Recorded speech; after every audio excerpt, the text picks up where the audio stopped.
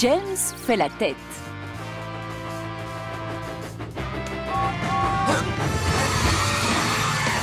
Ça va! Voilà James! Je suis prêt pour mes wagons! Bonjour, James! James a un ego surdimensionné. Il adore être au centre de l'attention. Non! Que doit faire une locomotive pour avoir ces wagons? On peut me le dire? Ils sont là, James! Ils reviennent juste du lavage! Oh, oui! Parfait, le lustrage. Ils sont exactement comme je les aime.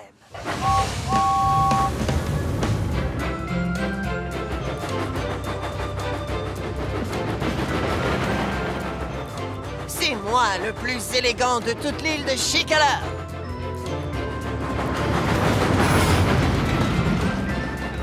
Un train entre en gare. Veuillez vous écarter de la bordure routière.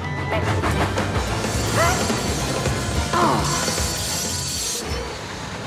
Attention! Tu n'es pas en face de ton quai, James! Oh, je sais.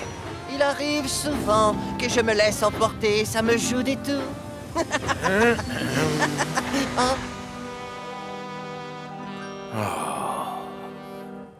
Oh. James est ce qu'on appelle multifonction, ce qui veut dire qu'il peut aussi bien transporter des passagers que des marchandises. Certaines locomotives aiment transporter des marchandises, pas James. Lui, ce qu'il préfère, c'est accompagner les gens et si ça ne tenait qu'à lui, il ne ferait que ça. Tada!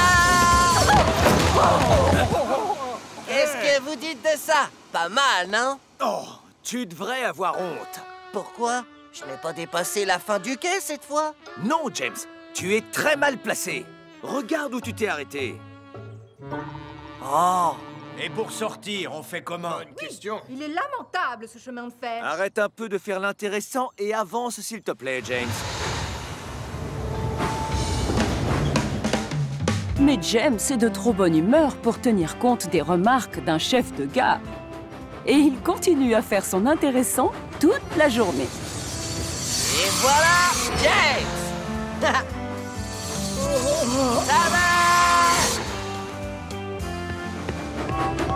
Et voilà! James, j'ai reçu des plaintes à ton sujet toute la journée. Et les passagers ont tous dit qu'on était lamentable et que c'était un scandale. Les passagers ne comprennent jamais rien, monsieur. Oh, je t'en prie, James, nous sommes censés prendre soin de nos passagers.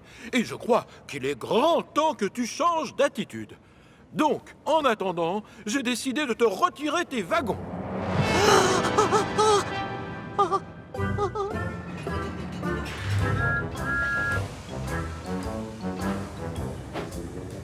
Qu'est-ce qui t'arrive ce soir, James? Oh, rien. Le gros contrôleur pense que je devrais changer d'attitude. Je crois qu'il a raison, James. Non, il a tort. Qu'est-ce qui cloche avec mon attitude? Regarde-toi, tu fais la tête. Aucun de nous ne sait bouder aussi bien que toi, James. Je l'imite. Il fait ça. Oh, attends, à moi. Garde le moral. Ce qui te préoccupe aujourd'hui te semblera moins grave demain matin. Mais le lendemain matin, rien n'a vraiment changé. James? Oui, quoi? Oh, monsieur. Oh, tu as oublié ce que je t'ai dit au sujet de ton attitude? Oh, tu ne crois pas que je vais te confier des passagers alors que tu boudes? Tu ne veux pas travailler, James? Peu importe ce que je souhaite. Bon, très bien. Puisque c'est comme ça, reste dans ton box. Oh, les locomotives d'aujourd'hui. Pourquoi tu ne vas pas t'excuser? Et arrête de bouder. Si tu restes dans ton box, tu vas t'ennuyer.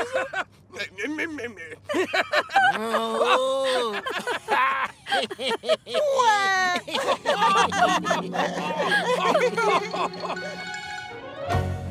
Il est vrai que ça n'a rien de drôle de rester sans rien faire dans son box.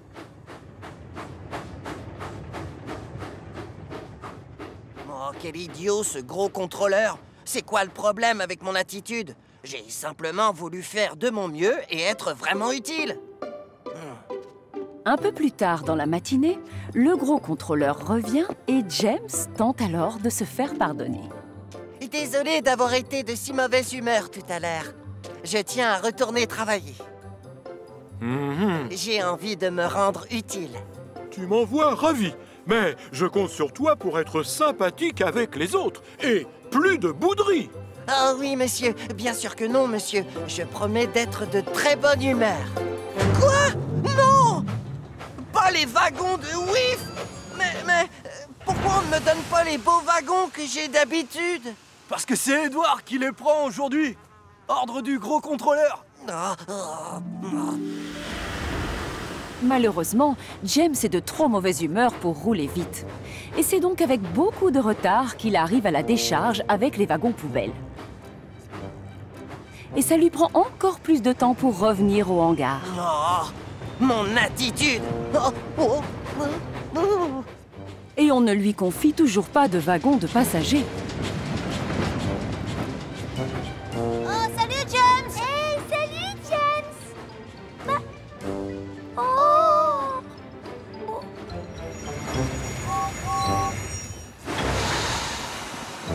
James! J'ai reçu presque autant de plaintes contre toi aujourd'hui que j'en avais reçu hier. Tu te promènes partout en boudant, tu parles mal à tes collègues et tu mets un temps fou pour aller d'un point A à un point B. Tu vas devoir changer d'attitude, sinon je vais me fâcher. Oh, misère de misère. Oh. Que je change d'attitude? Et comment on doit s'y prendre pour changer d'attitude? Oh, t'as l'air de mauvaise humeur. T'as l'air encore plus grognon que moi. Aucune locomotive ne sait mieux faire la tête que notre James. Non, tu me taquines. Oh.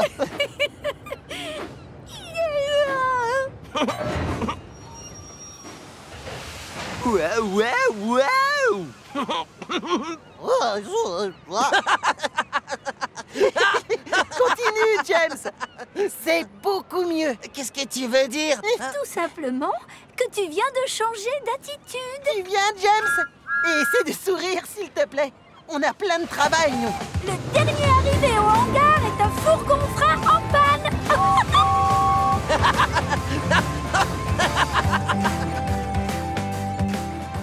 Et c'est ainsi que James commence à changer d'attitude et à rouler plus vite. On lui confie encore des wagons de marchandises et des missions qu'il déteste. Mais à chaque fois qu'il lui prend l'envie de bouder, ses amis l'aident à retrouver le sourire.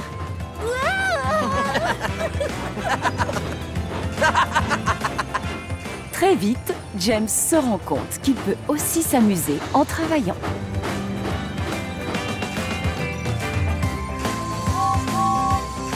Qui a commandé du lait frais?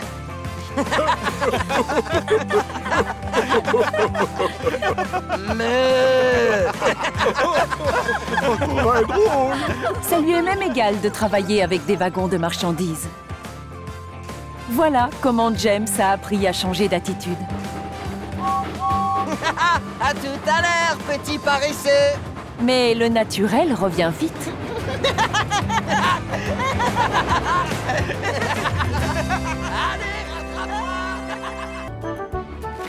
Un grognement dans la nuit. C'est l'automne sur Chicalor. La période de l'année durant laquelle les arbres perdent leurs vieilles feuilles. Ce jour-là, Thomas travaille sur sa ligne avec Annie et Clarabelle, tout comme Toby et Henrietta. Bonjour, Thomas. Bonjour, Toby. Tu ne trouves pas que les arbres font peur quand ils n'ont plus de feuilles? Explique-moi pourquoi tu as toujours peur de tout, toi. Mais c'est vrai. Souvent, on dirait des mains géantes qui s'avancent vers toi pour t'attraper et te faire rouler comme si tu étais un jouet. Tu as toujours eu beaucoup d'imagination, Toby. Ce ne sont que des arbres. Oh. Un peu plus loin sur la ligne, Thomas remarque que l'une des clôtures de Monsieur McCall est cassée. C'est dangereux, ça. Oh, fais attention, Thomas. Il y a peut-être un animal sur la voie. Thomas ne voit aucun animal. En revanche, il croise Trevor, la locomobile, qui travaille dans un champ. Ah, salut, Thomas! Salut, Trevor! Je viens de voir une clôture cassée là derrière. Oh, c'est vrai! Je vais tout de suite prévenir le fermier. Il faut la réparer avant que des animaux ne s'échappent.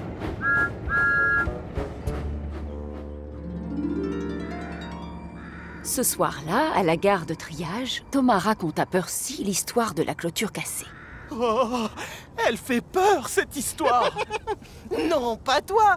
Toby, lui, tout à l'heure, c'est des arbres qui lui faisaient peur. Mais si tu y réfléchis, Thomas, qui l'a cassé? Ou, non, plutôt quoi? Ça pourrait être n'importe quoi.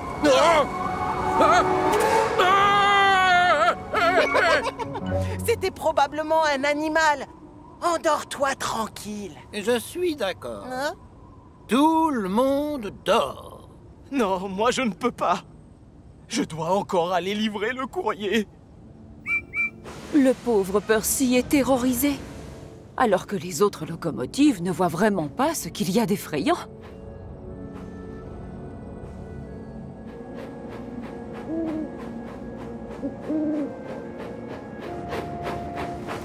Ah, coucou! Il y a quelqu'un?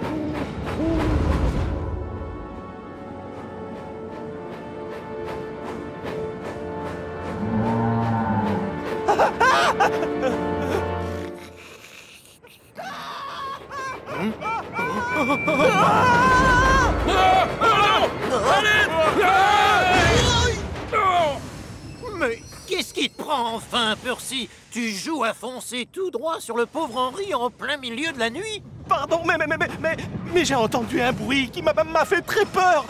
Et Thomas, ça venait de ta ligne. Oh, j'en ai assez de n'être entouré que de poules mouillées. Va livrer le courrier et laisse-nous dormir tranquille.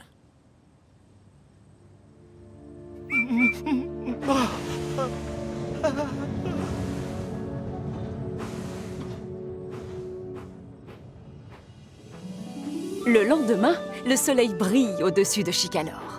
Et soudain, alors que je traversais le pont près du moulin à eau, j'ai entendu une sorte de cri étrange. Ouh. C'est un bruit que je n'avais jamais entendu avant. J'ai eu vraiment très peur. Allez, maintenant il fait jour. La météo est superbe et je suis sûr que ce qui t'a fait peur est parti très loin. Espérons-le. Je dois passer par ce même chemin pour emmener des gens à la carrière. Moi aussi, je vais devoir traverser le pont. Tout comme moi. On est tous obligés d'aller sur cette voie. Mais je suis sûr qu'on n'a absolument rien à craindre.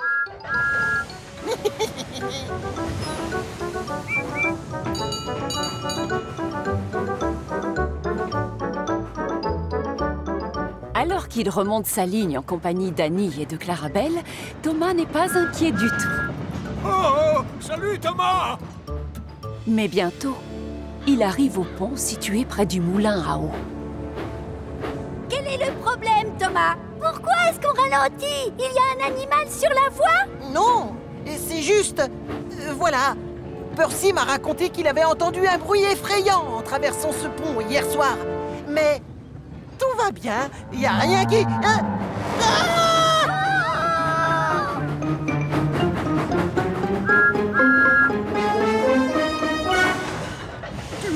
Tu l'as entendu, Thomas? Tu veux parler de la créature qui a grogné et grondé sous le pont? Oh, ça doit être un troll. Un troll? Les trolls vivent sous les ponts. Rappelez-vous le conte du troll et des 3 chèvres. Tu as raison. C'est l'histoire d'un méchant troll affamé qui vit sous un pont et de 3 chèvres qui ne veulent pas traverser de peur de se faire manger. Elles font passer la plus petite en premier, mais elle survit en expliquant au troll que ses 2 sœurs sont plus grosses et donc meilleures. Oh! C'est moi qui passe en premier! Et moi en deuxième!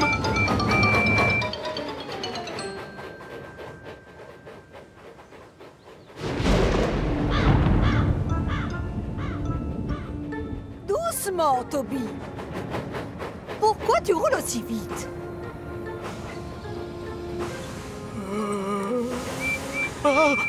Avance, Toby!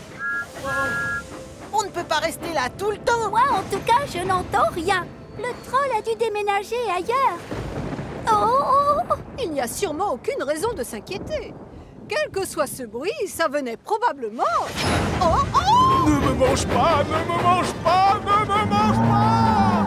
Il est là-dessous! Ne me mange pas, ne me mange pas, ne me mange pas! Le troisième doit avoir du courage, Thomas. Tu dois faire partir le troll, comme dans le conte. Mais enfin, qu'est-ce que tu racontes, Percy? Dans mon histoire, la dernière chèvre, c'est celle qui force le troll à s'en aller. Et c'est toi, le troisième. Oh! Vite, dépêche-toi. Tu l'entends? Il a l'air d'avoir très faim.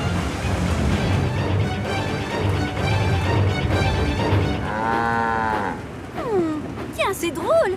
Clarabelle, je n'ai pas l'impression que c'est un troll. Et toi? Oui, je crois que tu as raison, Annie. Ça ressemblerait plus à une vache. Une vache? Une vache? Vache!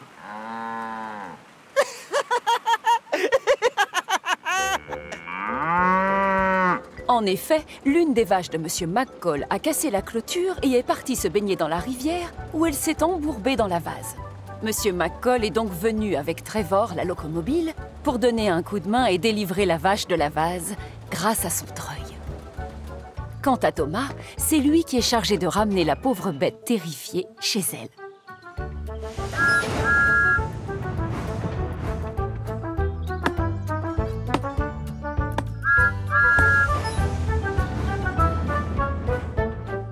Cette nuit-là, à la gare de triage, Thomas, Percy et Toby racontent leur aventure aux autres locomotives. Une vache! Vous étiez tous effrayés par une vache! Ça n'a rien de drôle. Vas-y, rigole, James. Mais Monsieur McCall était bien content qu'on l'ait retrouvé. Ah, bravo! Prendre une vache pour un troll! Il n'y a pas de quoi rire. C'était vraiment horrible. En fait, c'est vrai que c'était amusant.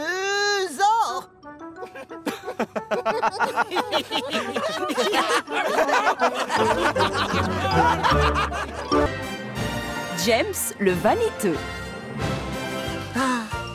C'est par une magnifique matinée que le gros contrôleur vient annoncer une grande nouvelle à son équipe de locomotives. Voilà, aujourd'hui est un jour très important. C'est votre anniversaire? Encore plus important que ça, Thomas. Quoi, c'est déjà Noël? Non, Percy, pas tout de suite. Ce soir, le maire de Chicalor et moi avons été invités à un grand bal au château des Calannes. Et il nous faut quelqu'un pour nous y emmener. Moi, monsieur. Pourquoi pas moi, monsieur? Moi, je veux le faire. Ce serait un honneur de vous y conduire, monsieur. Oh non, non, non. Allons, pas tous en même temps. Si c'est une mission importante, vous devriez y aller avec une locomotive plutôt élégante, comme moi, donc. C'est tout toi, ça, James. Toujours après les meilleures missions. Ah non! Monsieur le maire habite tout près de ma ligne, près de Sudbury. Oui, mais James s'est proposé en premier, donc je le choisis. Ah, merci, monsieur. Tu devras finir ton travail habituel dans les temps, James. Oui, comptez sur moi, monsieur.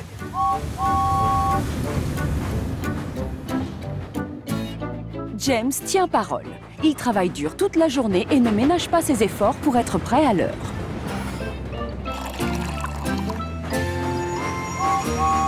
Voilà, James. Tu m'as l'air bien joyeux, James. Oui, je vais avoir une mission très spéciale ce soir. Je vais emmener le maire et le gros contrôleur à un bal. Et tu sais où ça se passera?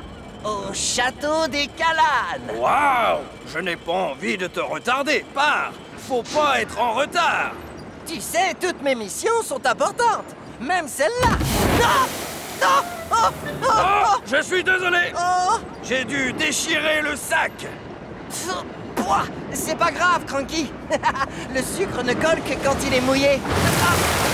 Oh! Comme ça, tu veux dire? Oh! Non! Pas sur ma belle peinture!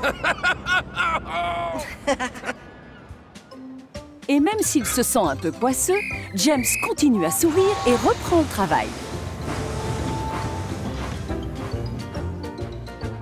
Mais plus les heures passent, plus il se salit et sa belle peinture rouge perd de sa superbe. Oh, zut, désolé. Et ça commence à perturber James. Voilà, James! Aïe! Hey!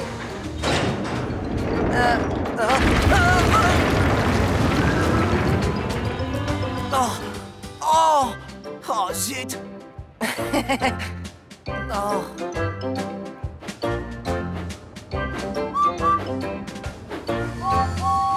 Salut, James! J'imagine que tu dois avoir hâte d'être à ce soir. Oui, mais je dois absolument passer avant à la station de lavage et je suis loin d'avoir terminé mon travail.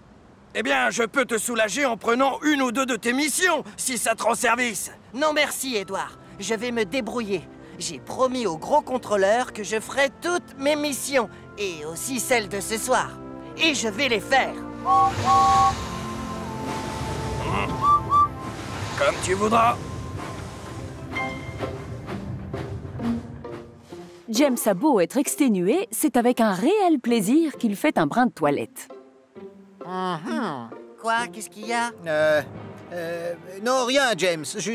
Juste une petite griffure sur ta peinture. Oh, une griffure! Une griffure? Mais ce n'est pas rien, ça! Je peux pas aller voir le maire dans cet état!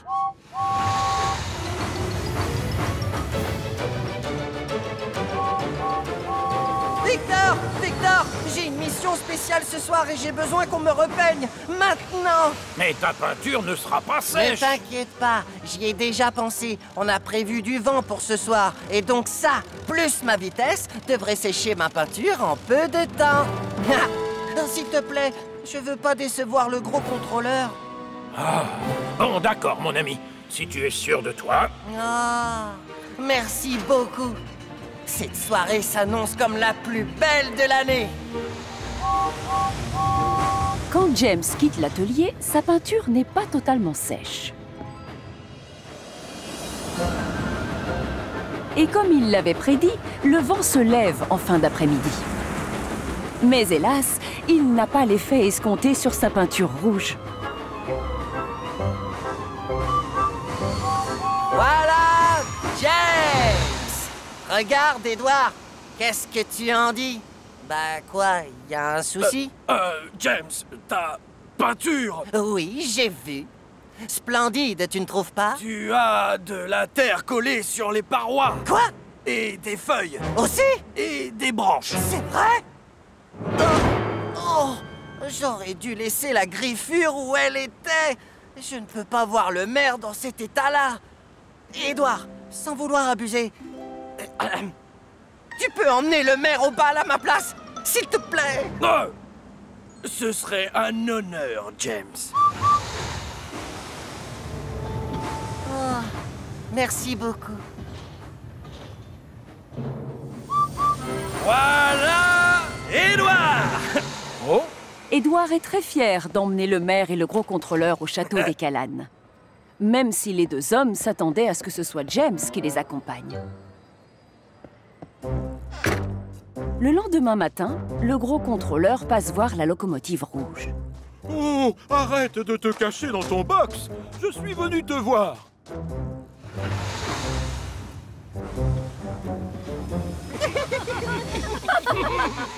Je ne sais pas si tu es toujours une locomotive splendide, James, mais ce qui est sûr, c'est que tu es collant. Oh, oui, je reconnais que tu as l'air un peu ridicule. Le pire, c'est que le maire et moi, on comptait énormément sur ta présence hier soir. Désolé, monsieur. Mais Édouard m'a raconté toutes tes mésaventures. Il m'a dit que tu avais travaillé dur toute la journée et que tu avais fini les missions que je t'avais données.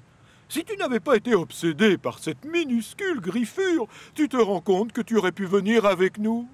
Alors, sors et va vite voir Victor. Oui, monsieur. Pardon, monsieur.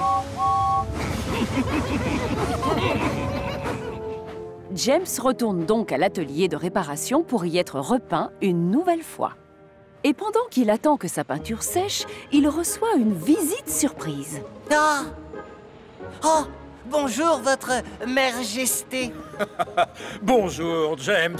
Ton ami Edward m'a raconté à quel point tu étais déçu hier soir de ne pas pouvoir me conduire au bal du château des Callanes. C'est vraiment gentil de sa part, votre Altesse. Tu peux m'appeler Monsieur le maire, James. Sa peinture sera-t-elle sèche pour ce soir, mon cher Victor? Ah oui, bien sûr, monsieur le maire. Dans ce cas, pourrais-tu m'emmener ce soir à un dîner dans la ville des vicaires? J'en serais très honoré, monsieur le maire. Oui, moi aussi. En réalité, je vais seulement avoir besoin de James ce soir. Je suis désolé.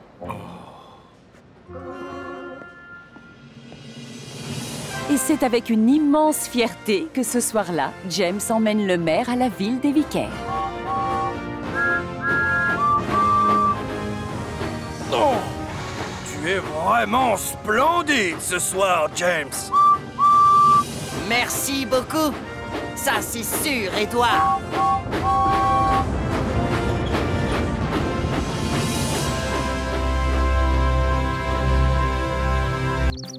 Hugo et l'engin volant. Un nouvel engin est arrivé sur l'île de Chicalor. Il s'appelle Hugo et ne ressemble à aucune des locomotives qui ont un jour mis une roue sur l'île. C'est ce qu'on appelle un zeppelin sur rail. Et il a beaucoup de succès auprès des passagers. Le gros contrôleur l'apprécie beaucoup, lui aussi, mais il a quelques inquiétudes. Tout comme les inspecteurs, d'ailleurs. D'accord. Ah bon, je comprends. On n'a pas l'habitude de voir des hélices chez nous. Tu dois donc faire attention, Hugo. Bah, les hélices, ça se trouve plutôt sur des avions ou des hélicoptères, pas sur des locomotives. Bien sûr. Et c'est pour ça que j'arrête toujours mon hélice avant d'entrer dans une gare. Ensuite, je ne la remets en route qu'une fois tous mes passagers à l'intérieur. C'est elle qui te permet d'atteindre des vitesses records, si je comprends bien. Il n'y a pas plus rapide que lui dans le monde. Impressionnant. C'est beau à savoir. Ah, c'est l'heure, Hugo. Allez, au travail. Oh, il a recommencé. Ce jour-là, alors qu'Henri revient du continent, il aperçoit quelque chose qui le fait bouillonner de surprise. C'est Hugo! En fait, il vole! Henri fonce à toute vapeur raconter aux autres ce qu'il a vu. Ah! Je vous avais bien dit que ce n'était pas une vraie locomotive. En réalité, c'est un imposteur. Mais comment il vole dans le ciel?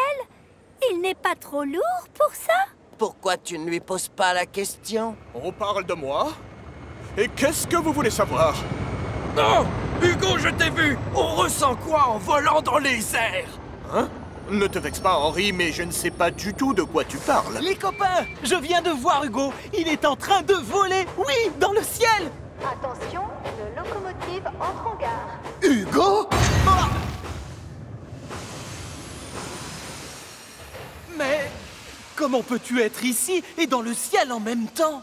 Je reconnais que c'est très mystérieux.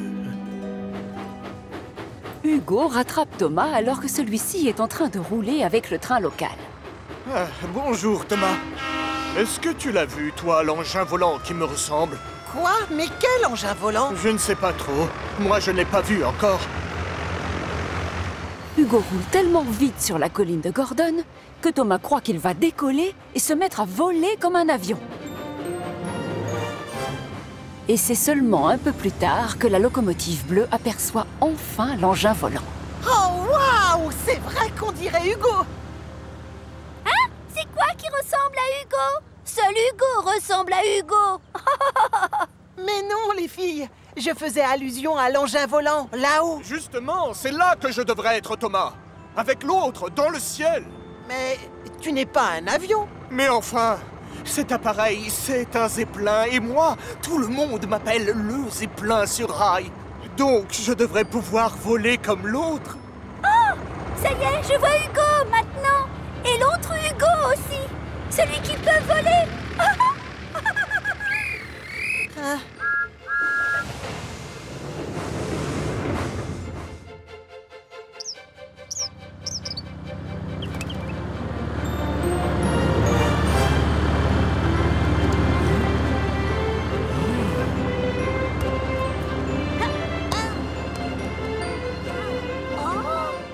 Alors que l'engin volant survole Chicalor, Hugo suit sa trajectoire à travers l'île. C'est plus silencieux qu'un hélicoptère ou qu'un avion. On dirait un peu un gros ballon. Les voilà qui arrivent bientôt de l'autre côté de l'île.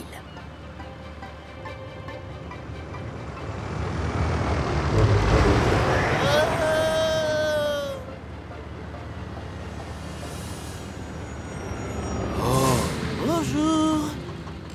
Moi, c'est Skiff. Et toi, c'est comment?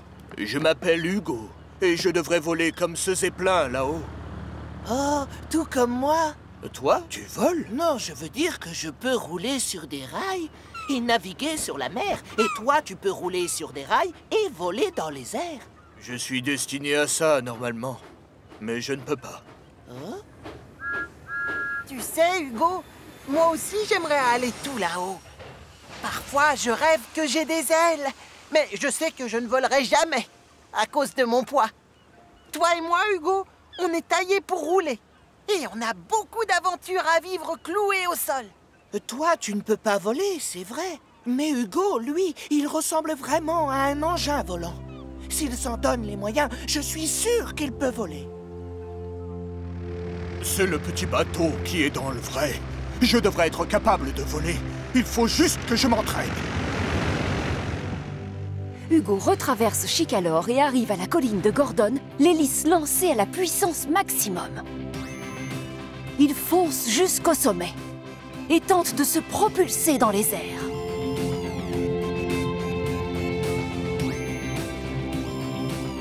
Mais ses roues refusent de quitter les rails.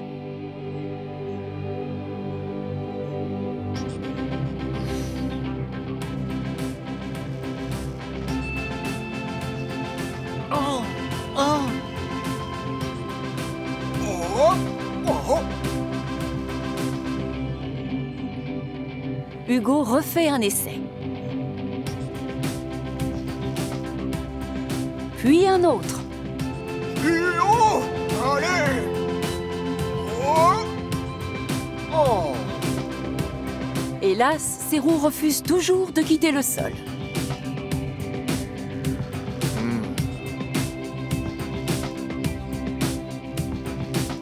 Il ne finit par s'avouer vaincu qu'au coucher du soleil.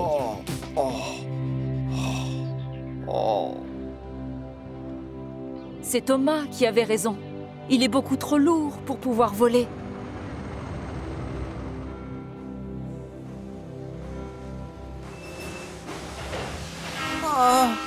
Oh, Thomas, pourquoi est-ce que je ne vole pas? C'est trop injuste.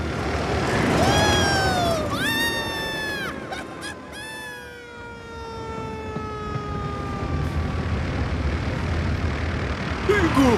Oh! Hugo! Arrête l'hélice, tu entends? Oh! Pardon, monsieur, j'avais la tête ailleurs. J'ai essayé plusieurs fois de décoller. Quoi? Ah! Oui! Seulement, je n'ai pas quitté le sol. Oh, oh misère! Oh, écoute!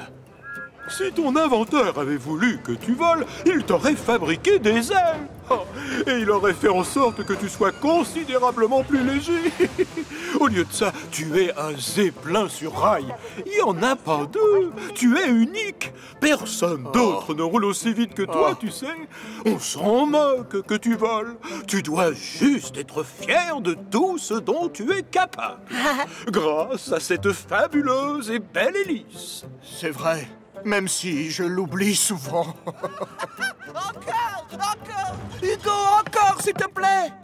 Skiff aimerait que tu lui souffles dans la voile, comme tout à l'heure, Hugo. D'accord.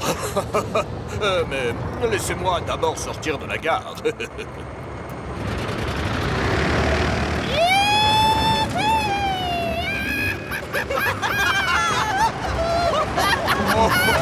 Regardez